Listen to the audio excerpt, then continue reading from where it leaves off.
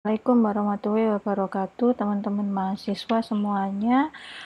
Kita sudah masuk ke penulisan proposal, yaitu tentang bab 1, 2, dan 3. Di sini saya jelaskan nanti tentang petunjuk penulisan proposal dan laporan skripsi. Bahwasanya jenengan bisa buka panduan, di sana lebih jelas dijelaskan. Di sini hanya saya rangkum saja. Jadi untuk proposal dan laporan, ingat kita menggunakan kata skripsi, bukan tugas akhir.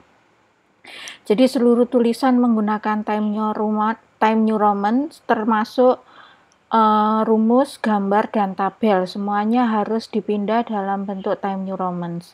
Kemudian fontnya untuk judul itu 14, untuk subjudul itu adalah 12. Rata kanan dan kiri, marginnya kanan, atas, dan bawah. Jadi sebelah atas ini, kanan dan bawah itu 3 cm. Batas kirinya itu 4 cm. Spasinya ada 2 spasi. Kemudian penjelasannya bersifat naratif. Jadi di dalam proposal atau laporan itu mulai depan sampai belakang tidak boleh ada gonta-ganti orang. Tidak boleh ada kata ganti orang seperti saya, kami, peneliti, penulis, penyusun, dan lain-lain. Jadi, atur kalimat-kalimat yang jenengan gunakan itu dengan tata bahasa naratif. Penelitian ini membahas tentang bukan kami melakukan penelitian bla bla bla, ya.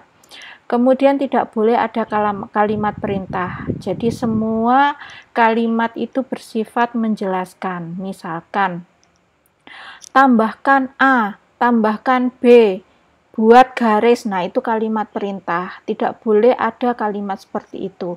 Kalaupun jenengan menjelaskan tentang alur, itu bisa dituliskan menambahkan bla bla bla, membuat bla bla bla, ya. Nah, jangan lupa ada penjelasan di setiap tabel dan gambar.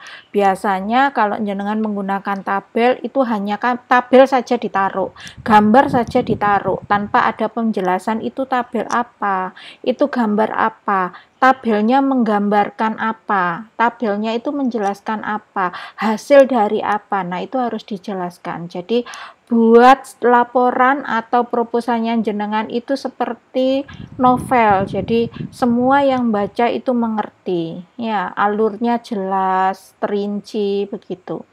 Kemudian ingat salah satu yang penting adalah yang bukan bahasa Indonesia diketik miring, ya, seperti ini menggunakan italic. Nah, kita masuk ke cover. Cover kalau proposal di sini dituliskan proposal skripsi. Ya, ini di blok fontnya 14. Kalau jenengan nanti membuat laporan, maka proposalnya ini diganti bukan proposal lagi, yaitu laporan skripsi. Ingat, jangan hanya skripsi saja. Ya, jangan kemarin karena sudah bikin draft kemudian lali gak diganti. Di sini judulnya masih draft skripsi. Ya, nanti fatal sekali. Nah, judul itu juga fontnya 14, ya. Kemudian huruf besar semuanya, maksimal 15 kata, tolong diatur, ya. Kata-kata studi kasus dan lain sebagainya dicoreti saja. Nanti studi kasus atau tempat penelitiannya, apalagi PT XYZ, enggak usah dicantumkan sudah, ya. Bisa nanti dijelaskan di bab yang ketiga. Kemudian ada logo Umsida, disusun oleh nama, NIM. Nah, ini sekali lagi saya sampaikan nama program studi dulu, baru fakultas, ya. Kemudian universitas. Sidoarjo itu Universitas Muhammadiyah Sidoarjo dituliskan lengkap.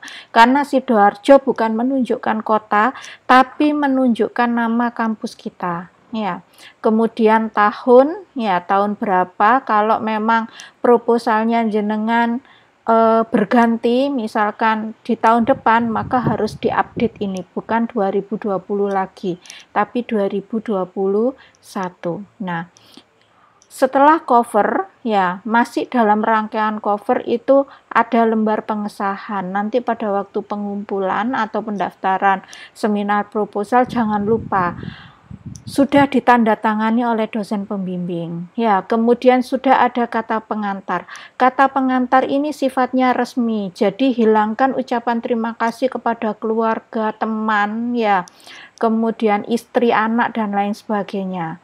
Jadi buat resmi ucapan ini dimulai dari dekan. Dekan Fakultas Saintek, Kaprodi, kemudian pembimbing, penguji jangan lupa, ya, kemudian perusahaannya mungkin manajer apa, supervisor apa, atau bagian-bagian tertentu yang datanya sudah jenengan ambil, ya. Kemudian tidak boleh ada kata ganti orang. Tadi seperti penjelasan di atas, ya, tidak boleh ada kata ganti orang. Kata pengantar biasanya rawan. Kami mengucapkan terima kasih, ya. Kaminya dihapus. Ya opo carane tata bahasanya diatur supaya tidak ada kata ganti orang. Ini yang biasanya lupa karena kata pengantar itu copy paste, ya.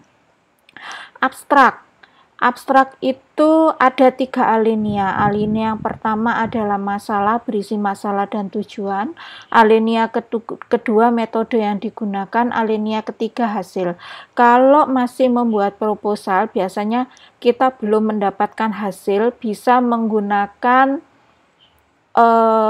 diharapkan, ya, di alinea yang ketiga. Keyword jangan lupa, keyword itu minimal 3 kata. Ya, formatnya bagaimana, Bu? Formatnya bisa dilihat di panduan skripsi, di sana lengkap. Nah, kemudian ditambahkan dengan daftar isi, tabel, gambar, dan daftar lampiran kalau memang ada lampirannya.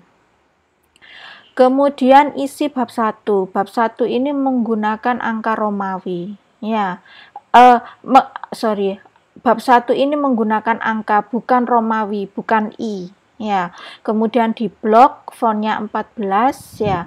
Isinya adalah pendahuluan. Subbabnya dimulai dengan latar belakang.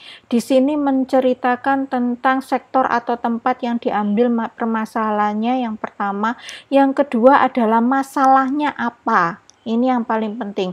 Sertai dengan data, dengan prosentase, dengan jumlah, ya, yang menunjukkan bahwa di situ memang banyak keluhan, memang di situ banyak permasalahan. Nah, di breakdown dari latar belakang, akhirnya jenengan bisa menentukan rumusan masalah. Ya, rumusan masalah itu cukup satu saja, diawali dengan bagaimana bla bla bla. Ya, diawali dengan kata tanya. Bagaimana penentuan bla bla bla, bagaimana produktivitas bisa diterapkan bla bla bla, ya, itu. Kemudian tujuan masalah. Tujuan masalah ini fokus ke tujuan penelitian, ya. Tujuan penelitian ini fokus ke tujuan penelitian. Ya, bukan seperti PKL, tujuan PKL 1 mengaplikasikan, bukan seperti itu. Tapi penelitiannya nanti mau apa? Ya, mendapatkan apa? Ya, kemudian untuk apa? Ya, untuk mengetahui faktor-faktor, misalkan untuk mendapatkan, untuk memberikan usulan misalkan, ya. Nah, ini nanti akan balance dengan manfaat penelitian. Manfaat penelitian ini juga bukan seperti PKL bagi peneliti, bagi universitas, bukan seperti itu, tapi manfaat penelitiannya apa? Mengetahui faktor-faktor apa, mendapatkan data apa, ya. Itu. Kemudian batasan penelitian ini boleh jika memang diperlukan. Tapi memang kalau misalkan menjelaskan, tidak membahas tentang keuangan, hanya di tempat produksi saja, itu tidak perlu ada batasan penelitian. Bisa dimasukkan dalam bab 3, nanti di tempat dan waktu itu di situ bisa ditambahkan, ya, bisa dijelaskan.